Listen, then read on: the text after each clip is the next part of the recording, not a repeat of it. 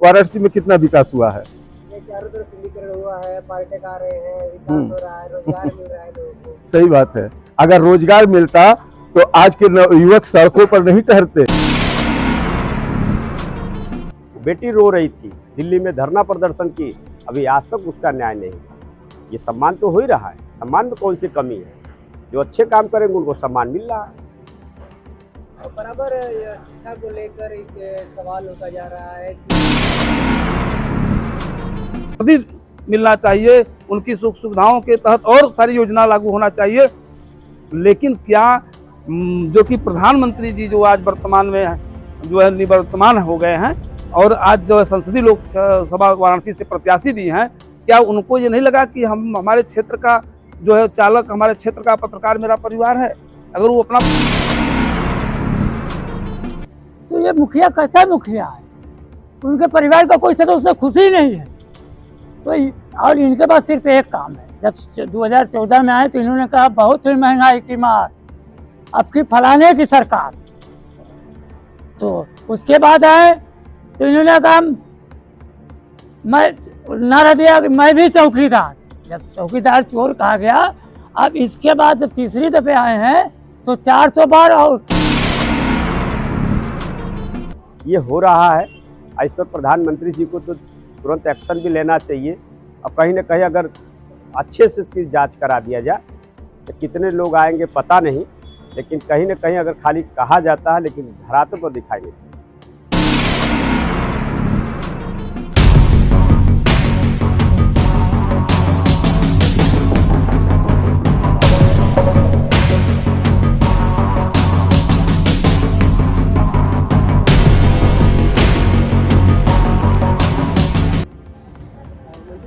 आज किस तरह से तैयारी कहाँ तक पहुँची है आपकी चुनाव लड़ने? आज तैयारी हम लोग का ये था कि जहाँ जाके हमारे लोग प्रत्याशी हैं उनसे बुलाया गया, उनको सारी चीज़ें बताया जा रहा है कि कैसे कैसे चुनाव की तैयारी करना है और कैसे हम लोग को आगे बढ़ना है, कैसे प्रचार सामग्री को अपने अपने जगह पर चुनाव आयोग को देखते हुए और के जो भी नियम कानून है उसको सारा चीज़ बताया गया है। जो गाइडलाइन आगे से हमारे पास मान लीजिए पार्टी कार्यालय से आती है, वो सारे हम लोग प्रत्याशी को एक एक चीज़ समझाते रहते हैं, तो उस पर हम लोग समझाते भी रहते हैं। आज हम लोग के चुनाव का लगभग तो हमारे बिंदुसार जी हैं जो भारतीय मीडिया परिषद के संस्थापक भी हैं, हमारे मिर्ज़ापुर के प्रत्याशी भी हैं, सत्यदेव पांडे जी भी और जुबेर खान बागी जो आप परिचित भी हैं।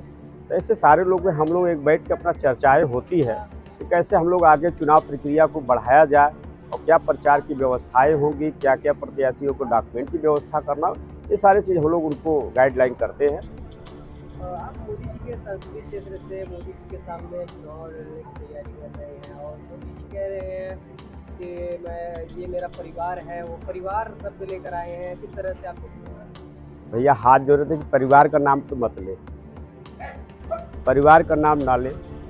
एक यहाँ के देश के प्रधानमंत्री हैं वो सत्य है, यहाँ के सांसद हैं वो सत्य हैं, वो मैं भी मानता हूँ, लेकिन भ्रष्टाचार और चरम सीमा पर है, उसके खिलाफ मैं चुनाव लड़ रहा हूँ। अपने पत्रकार साथियों के लिए चुनाव लड़ रहा हूँ। जो टेम्पू चालक हैं, ऐसे कई मुद्दाएं हैं जो आज तक टेंडर में है, धरातल पर है, मैं उसके लिए चुनाव लड़ रहा हूँ। अन्यथा प्रधानमंत्री टारगेट और देश के यहाँ के सांसद, ये मेरा टारगेट नहीं, टारगेट मेरा भ्रष्टाचार को लेकर है। और आज आप लोग को भी एक मैं बता देना चाहता हूँ कि आप लोग सुरक्षित नहीं है।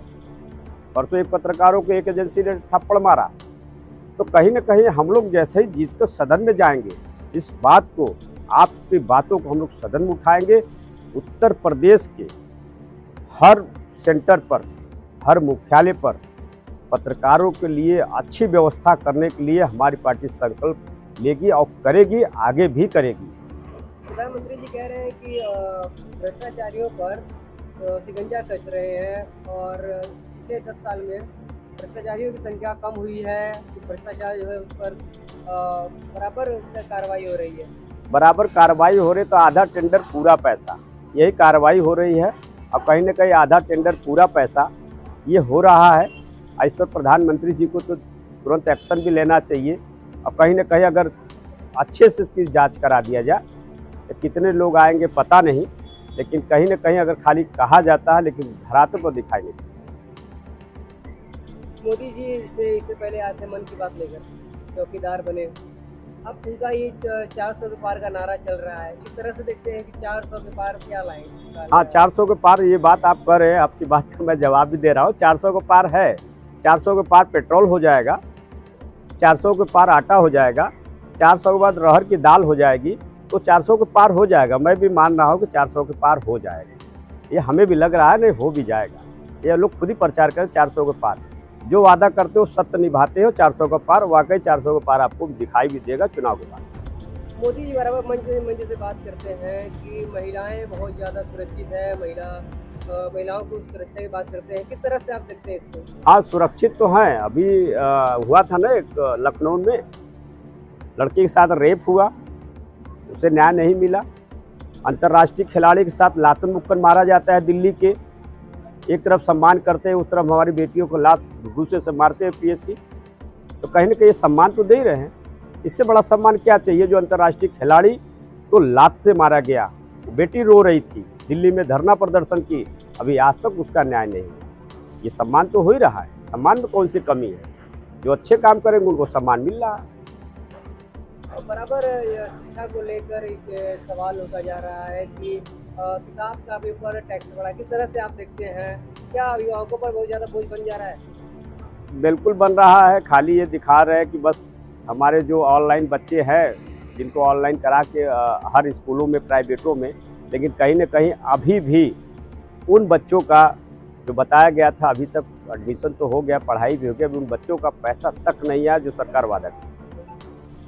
इस समय टिकट बहुत ज़्यादा वो लोग वापस कर रहे हैं। अभी राजभर जी थे, उन्होंने भी टिकट वापस कर दिया है, हाथ जोड़ दिया है, और आप मोदी जी के संसदीय क्षेत्र से लड़ रहे हैं, किस तरह से देखते हैं? देखिए, रही टिकट की बात और भारतीय जनता पार्टी की बात, उनका विषय है, टिकट वापस करना ना करना उनका विषय है।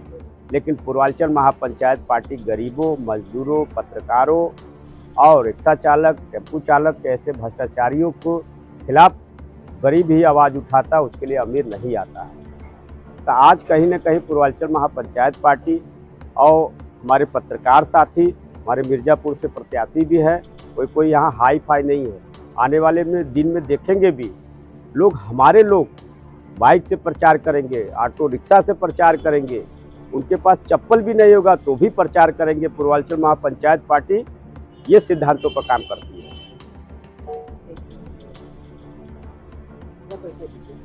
परिचय की कड़ी में मैं AK बिंदुसार, संस्थापक भारतीय मीडिया फाउंडेशन। किस तरह से आप देखते हैं? आप भारतीय मीडिया फाउंडेशन से हैं और भारत परिवहन फोरम से भी हैं जी। तो इस तरह से ड्राइवरों के साथ शोषण हो रहा है, क्या कहना चाहिए? देखिए, भारतीय मीडिया फाउंडेशन पत्रकार और सामाजिक कार्यकर्ताओं का संगठन है, और परिवहन फोरम तमाम ऐसे प्रकोष्ठ हैं जो हमारे द्वारा संचालित किए जाते हैं। भ्रष्टाचार के खिलाफ 2017 से लगातार हम लोग लड़ रहे हैं। 2017 में हम पत्रकार और सामाजिक कार्यकर्ताओं के मुद्दों को लेकर के, चालकों के मुद्दों को लेकर के, किसानों के मुद्दों को लेकर के हम जो है अपने मीडिया संगठन की तरफ से एक पत्रक सरकार को भेजा था कि पत्रकार सुरक्षा अधिनियम बने, मीडिया कल्याण बोर्ड का गठन हो, मीडिया पालिका का गठन हो, और जो है चालक कल्याण बोर्ड का गठन हो, किसान आयोग बने। लेकिन इन सब बिंदुओं पर केंद्र और राज्यों की सरकारों ने कदापि नहीं सुना। वो अपने फ़ायदे के लिए पानी पी पी कर भाषण देते रहे, और हम लोग पत्रकार होने के नाते उनके समाचार को कवरेज करते रहें। और बीच बीच में कई पत्रकारों को तो लात घुसा भी खाना पड़ा, कई पत्रकारों के ऊपर फर्जी मुकदमे भी हुए, कई लोगों को जेल भी जाना पड़ा, और कई पत्रकारों की हत्या भी हुई। इस पर हमारा संगठन लगातार सरकार को अवगत कराता रहा। अपनी मांग को लेकर के लगातार हम लोग अपनी आवाज़ को उठाते रहे, लेकिन किसी भी सरकार ने नहीं सुना, चाहे राज्य की सरकार रही हो, चाहे केंद्र की सरकार रही हो। तो इस बार हम लोगों ने मन बनाया कि 2024 जो सियासी महासंग्राम छिड़ा हुआ है, इसमें हम पत्रकारों के मुद्दों को लेकर, जैसे पत्रकार सुरक्षा अधिनियम को लेकर के, पत्रकारों को बीमा कराने के उद्देश्य को लेकर के, और जो है मीडिया कल्याण बोर्ड बनाने की मांग को लेकर के, और मीडिया पालिका की स्थापना को लेकर के, और पत्रकारों के लिए हर जिले पर जो है एक मीडिया सेंटर भवन बनाने की मांग को लेकर के और उनके तमाम आवास की सुविधा को मांग को लेकर के हम लोग चुनावी मैदान में आएंगे, अपने हक और अधिकार की बात करेंगे, पत्रकारों के संवैधानिक हक अधिकार की बात करेंगे। इसी मुद्दों को लेकर के हम लोगों ने एक संगठन बनाया, गठबंधन किया, जिसमें भारतीय मीडिया फाउंडेशन, अंतर्राष्ट्रीय मीडिया अधिकार महामोर्चा, हमारे तमाम प्रकोष्ठ जैसे परिवहन फोरम के हमारे राष्ट्रीय अध्यक्ष जुबेर खान बागी जी यहाँ मौजूद हैं, हमारे प्रदेश अध्यक्ष जी सदेव पांडे जी जो लोकसभा मिर्जापुर के आप सांसद प्रत्याशी हैं, और मिंटू राजभर जी वाराणसी के सांसद प्रत्याशी घोषित किए गए हैं, और आप जो है पूर्वांचल महापंचायत पार्टी के प्रदेश अध्यक्ष हैं। पूरे देश के अंदर हम लोग एक अभियान चला करके पत्रकार और सामाजिक कार्यकर्ताओं को चुनाव मैदान में उतार रहे हैं, और भारतीय मीडिया फाउंडेशन के अंतर्राष्ट्रीय मीडिया अधिकार महामोर्चा के जो भी उम्मीदवार, जो भी हमारे सदस्य उम्मीदवार बन रहे हैं, उनको हम पूर्वांचल पंचायत महापार्टी के जो है बैनर तले चुनाव लड़ा रहा हूं। पूर्वांचल महापंचायत पार्टी का जो सिंबल है बैटमैन, उस सिंबल पर जो है हम लोग चुनाव मैदान में उतारे हैं। लड़ाई बिल्कुल जो है भ्रष्टाचार के खिलाफ हमारी है। अभी आपने देखा होगा कि एक चर्चा सोशल मीडिया पर चल रही है कि मोदी जी नारा लगा रहे हैं मेरा परिवार मेरा परिवार। मैं पूछना चाहता हूं आज आपके मंच के माध्यम से, आपके चैनल के माध्यम से, कि क्या पत्रकार उनका परिवार नहीं है? क्या पत्रकारों के सुरक्षा का दायित्व उनके ऊपर नहीं है? क्या वह जो है जो चालक हैं, क्या उनके सुरक्षा का दायित्व उनके ऊपर नहीं है? अगर वो दायित्व समझते, अगर इनको अपना परिवार समझते, तब तक देश के अंदर पत्रकार सुरक्षा अधिनियम लागू हो गया होता और मीडिया कल्याण बोर्ड भी बन गया होता, मीडिया पालिका की स्थापना भी हो गई होती, क्योंकि वो बहुमत से, प्रचंड बहुमत से अपनी सरकार बनाए थे। तो उन्होंने कभी भी जो है किसानों को अपना परिवार नहीं समझा, पत्रकारों को नहीं समझा।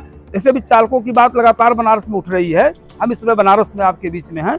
यहाँ पर जो है हमारे जुबेर खान बागी राष्ट्रीय अध्यक्ष परिवहन फोरम ने लगातार मांग किया कि चालक कल्याण बोर्ड बनना चाहिए, चालकों को वर्दी मिलना चाहिए, उनकी सुख सुविधाओं के तहत और सारी योजना लागू होना चाहिए।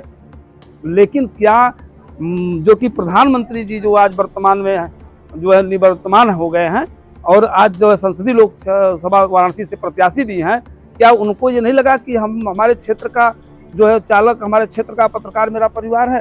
अगर वो अपना परिवार समझते तो अब तक बनारस जैसे जिले में चालक कल्याण बोर्ड बन गया होता, पत्रकार जो है कल्याण बोर्ड बन गया होता, पत्रकार समन्वय समिति बन गई होती, किसानों के लिए यहाँ बहुत सारी योजनाओं को लागू कर दिए गए होते। लेकिन उन्होंने कभी परिवार समझा नहीं। सिर्फ वोट के लिए जो है इस तरह का जुमलाबाजी जो है देश के अंदर जो है हो रही है, इसके खिलाफ हम लोग खड़े हैं। हमारा जो है व्यवस्था के खिलाफ हमारी लड़ाई है। जो गलत व्यवस्था है, जो भ्रष्ट व्यवस्था है, उसके खिलाफ हम लड़ रहे हैं। चुनावी मैदान में हम लोग आए हुए हैं। मेरा नाम सत्यदेव पांडे है, मैं एक पत्रकार हूँ। अभी हमारे संस्थापक महोदय जी ने पत्रकारों, बुनकरों और टेम्पू चालकों के हक अधिकार के बारे में अभी बताया है। इसी सब मुद्दों को लेकर हम पत्रकार संघ के लोग आज इस चुनावी मैदान में उतरे हुए हैं। मैं मिर्जापुर संसदीय क्षेत्र से पत्रकारों के हक अधिकार की लड़ाई के लिए, संसदीय चुनाव लड़ने के लिए उतरा हूं मिर्जापुर से। और बाकी समस्याएं जो हैं सब हमारे संस्थापक महोदय ने आपको बताया ही है। और आप एक पत्रकार हैं, खुद समझ सकते हैं कि इस वर्तमान सरकार में अब तक आप हमें कितनी सुविधाएं मिली हैं और कितना शोषण हुआ है हम लोगों का। इसके बारे में आप खुद समझदार हैं, ये बताने की कोई बात तो है नहीं। और किस मुद्दों को देख रहे हैं आप? बराबर मुद्दे तो बहुत से हैं। अभी तक जो है किसानों के साथ भी कोई अच्छा बर्ताव नहीं हुआ। उन लोगों को भी जब अपने हक अधिकार की लड़ाई लड़ने के लिए खड़े हुए तो उनको मारकर खदेड़ दिया गया। बुनकरों को अभी तक कोई अधिकार नहीं मिला, टेम्पू चालकों को कोई अधिकार नहीं मिला। आप इस संसदीय क्षेत्र में जिस खड़े हैं वाराणसी में, ये हमारे गौरवान्वित देश के प्रधानमंत्री का जो है संसदीय क्षेत्र है। लेकिन उनको ये नहीं पता कि हम अपने संसदीय क्षेत्र में किस मुद्दों पर चुनाव लड़ने जा रहे हैं। हमने आज तक लोगों के साथ क्या किया, किसको कौन सा अधिकार दिया, किसके साथ न्याय किया, कौन सा परिवार की बात करते हैं, कौन सा परिवार है। मोदी जी का ये संसदीय क्षेत्र है और मोदी जी ने वादा किया था काशी को क्योटो बनाएंगे, किस तरह से देखते हैं? क्या उन्होंने बनाया? कहीं नहीं। जहां टेंडर हो रहा है, आधा अधूरा काम हो रहा है, बिल पास हो जा रहा है, सब ऐशआराम कर रहे हैं। खाली एक ढकोसलाबाजी है, सिर्फ कहते कुछ है करते कुछ है। मोदी जी ने तो कहा था कि जितने भी देशवासी हैं सबके खाते में 15-15 लाख रुपया जाएगा। क्या आपके खाते में आया? आप पत्रकार हैं, आपको सहयोग मिला? उन्होंने कहा कि हम देश से जो है काला धन देश का वापस लाएंगे। कितना काला धन आया? देश का कितना विकास हुआ? सिर्फ अडानी, अंबानी, इन्हीं लोगों का विकास हो रहा है। छोटे स्तर के लोगों का कोई पूछ नहीं है और छोटे स्तर के लोग मारे जा रहे हैं। अभी तक किसी के साथ किसी भी प्रकार का सही न्याय नहीं हुआ है। इसी सारे मुद्दों को लेकर हम लोगों ने अपने हक अधिकार के लिए, पत्रकारों के हक अधिकार के लिए चुनाव मैदान में उतरा है। वही सवाल एक फिर आता है कि 400 के पार 400 के पार की बात अभी हमारे जो है मिंटू जी ने बताया ना, आप सुने ही होंगे कि चुनाव के बाद सारी वस्तुएं 400 पार हो जाएंगी। आटा हो, चावल हो, तेल हो, कोई भी चीज हो, 400 पार यही होगा। उन्होंने बता दिया कि जो हमारी चुनावी रणनीति है, चुनाव में जो खर्च आएगा उसको हम वसूल लेंगे आपसे, जनता से। ये कहने की बात नहीं है। तो मोदी जी विकास के नाम पर वोट मांग रहे हैं काशी में। तो आप काशी वासी हैं, आप पत्रकार हैं, न्यूज कवरेज करते हैं हर जगह से, आप खुद समझ सकते हैं कि हमारे वाराणसी में कितना विकास हुआ है। चारों तरफ शुद्धिकरण हुआ है, पर्यटक आ रहे हैं, विकास हो रहा है, रोजगार मिल रहा है लोगों को। सही बात है। अगर रोजगार मिलता तो आज के युवक सड़कों पर नहीं ठहरते। इंटरव्यू के लिए बुलाया जाता है और पर्चा लीक हो गया। बताइए ये कहाँ का अधिकार है? पर्चा कैसे लीक हो जा रहा है? नवयुवक सड़कों पर पढ़ के घूम रहे हैं और कहते हैं कि पकौड़ा बेचने का काम करिए। यही तो विकास है। बहुत अच्छा लगा बात करके आपसे। दिव्यासन बागी साहब, आप राष्ट्रीय अध्यक्ष हैं परिवहन फोरम के। किस तरह से मंटू जी जो चुनाव लड़ रहे हैं, क्या क्या एजेंडा आप रख रहे हैं और ड्राइवरों के हित पे क्या क्या चीजें एजेंडा बना है चुनाव में? देखिए, ड्राइवरों का एजेंडा तो हमारा आज कई सालों से चल रहा है। चालक कल्याण बोर्ड हो, दुर्घटना बीमा हो, उनके बच्चों की मुफ्त शिक्षा हो, साल में 2 वर्दी हो, स्टैंडों की अच्छी व्यवस्था हो, सारी चीज़ें हैं, उत्पीड़न कम हो, भ्रष्टाचार खत्म हो। तो मुद्दे हैं, मुद्दों की कमी नहीं है। सवाल ये है कि ये पूरे कैसे होंगे।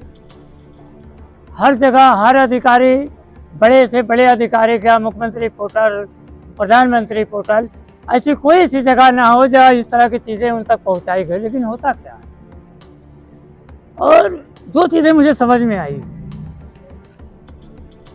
असली डिग्री और नकली डिग्री में अंतर मुझे समझ में आया जब मैं यहाँ का फ्लाईओवर देखता हूँ कैंट का, और लखनऊ का मेट्रो का फ्लाईओवर देखता हूँ।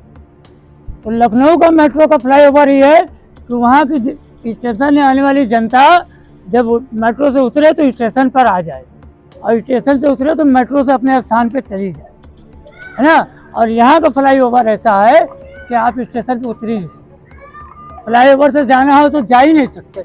तो पढ़े लिखे मतलब असली डिग्री और नकली डिग्री में ये अंतर होता है चीज। हाँ, सवाल है। और अभी एक उन्होंने नारा दिया है, मेरा परिवार। ठीक है, तो देश के प्रधानमंत्री होने के नाते, देश के मुखिया होने के नाते देश का हर नागरिक उनका परिवार है। लेकिन परिवार की मुखिया का कर्तव्य है कि अपने परिवार के हर सदस्यों को एक तरह से देखें। क्या यह है? किसान अगर अलग आंदोलन कर रहा है, नौजवान अलग आंदोलन कर रहा है, मुसलमान अलग आंदोलन कर रहा है, दलित अलग आंदोलन कर रहा है, पत्रकार अलग आंदोलन कर रहा है, चालक अलग आंदोलन कर रहा है, तो ये मुखिया कैसा मुखिया है? उनके परिवार का कोई सदस्य खुशी नहीं है। तो और इनके पास सिर्फ एक काम है। जब 2014 में आए तो इन्होंने कहा बहुत ही महंगाई की मार, अब की फलाने की सरकार। तो उसके बाद आए तो इन्होंने कहा, मैं नारा दिया कि मैं भी चौकीदार।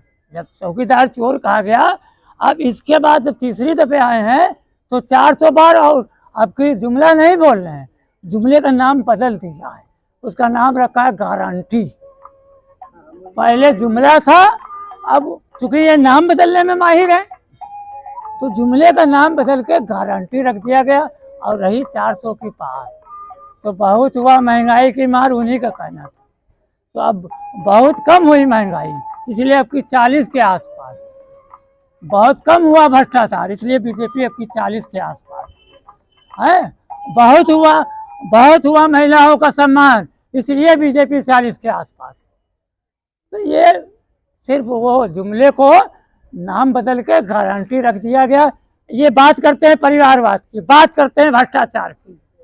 अगर उठा के इनकी पार्टी को देखा जाए तो सबसे ज्यादा परिवारवाद इन्हीं की पार्टी में मिलेगा।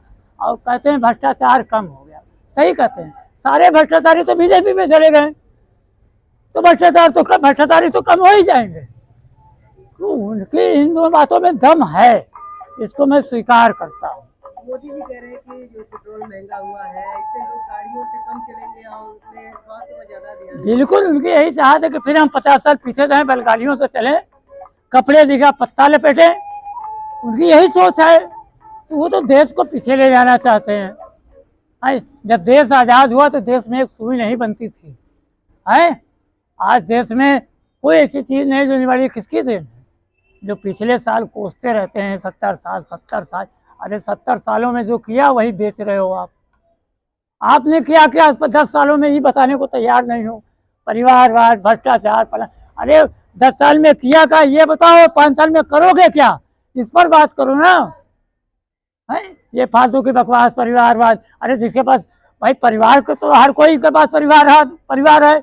अगर हमारा लड़का बड़ा होगा तो क्या करेगा, कुछ तो कुछ करेगा ना। अब वो ऑटो चला लगे तो मैं तेरे चला तो आप कहोगे ये परिवारवाद हो गया। तो भाई जिसको जो काम मिलेगा वो काम करेगा। जो क्वालिटी नेता का चुनाव तो जनता ना करती है, जनता तय ना करेगी। लेकिन मोदी जी खुद तय कर रहे हैं 400 के पार। बताया ना कि ये जो सरकार चल रही है, जो राहुल जी कहते हैं, हमारे तो उनका जो नारा है एकदम फिट नारा है। 2 बेचने वाले और 2 खरीदने वाले, यही चल रहा है देश में। आने दीजिए, चुनाव आ गया, देखा जाएगा 400 पार होता है कि 40 के आसपास होता है। मोदी जी कह रहे हैं कि सभी फिल्म फ्लॉप हो जाएगी। जो नौजवानों की फिल्म फ्लॉप हो जाएगी, अखिलेश और राहुल को टारगेट किए हैं, उनकी फिल्म फ्लॉप हो जाएगी। और मोदी जी के संसदीय से मंडू जी चुनाव लड़ रहे हैं, क्या रखते हैं? नहीं, मोदी जी जो कहते हैं सच उसका उल्टा होता है, ये आप तो जानते ही हैं। उन्होंने कहा महंगाई कम करेंगे, महंगाई कितनी कम हो गई, पेट्रोल के दाम कम हो गए, भ्रष्टाचार खत्म हो गया, काला धन आएगा, बढ़ गया, तो गैस कम होगा, बढ़ गया। तो जो कह रहे फ्लॉप होगा, उसका उल्टा मान लीजिए आप। उनके हर बात उल्टी होती है, इसमें कहने की बात नहीं है, ये सरासर दिख रहा है। तो वो जो कह रहे हैं सही कह रहे हैं, इसमें कोई दो राय नहीं। उनके हिसाब से फ्लॉप होगी, लेकिन जब उल्टा होगा ये आने वाला समय तय कर लेगा। ठीक है, बहुत अच्छा।